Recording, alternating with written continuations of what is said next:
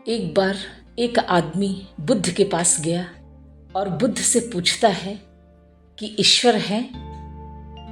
तो बुद्ध ने कहा कि नहीं है।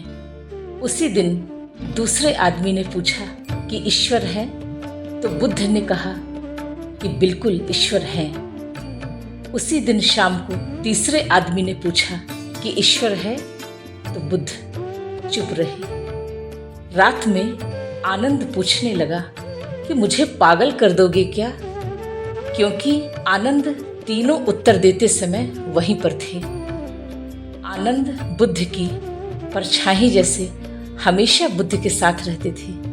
आनंद ने बुद्ध से कहा कि मैं आज रात भर अच्छे से सो नहीं पाऊंगा, कृपया आप बताएं कि ईश्वर है या नहीं है। आनंद ने कहा बुद्ध से कि सुबह आपने कहा था कि ईश्वर नहीं है, फिर शाम आते आते कहा कि ईश्वर है, सुबह कुछ और कहा, शाम को कुछ और कहा, सुबह बोला कहा कि ईश्वर है, फिर दोपहर आते जाते बदल गए, फिर कहा ईश्वर नहीं है, शाम को कुछ नहीं बोला, बिल्कुल चुप रहे।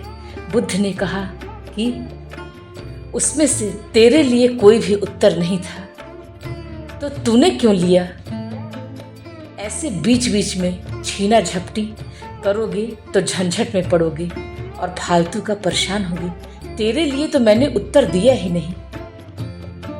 जो मेरे पास पहले से भाव लेकर आया था कि ईश्वर नहीं है, तो मैंने कहा ईश्वर है, क्योंकि उसको उसकी मानसिक स्थिति से हटाना जरूरी था।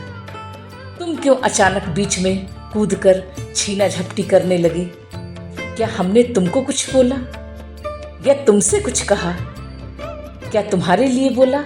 जो जिसके लिए बोलने योग्य था वही बोला। आज के लिए बस इतना ही।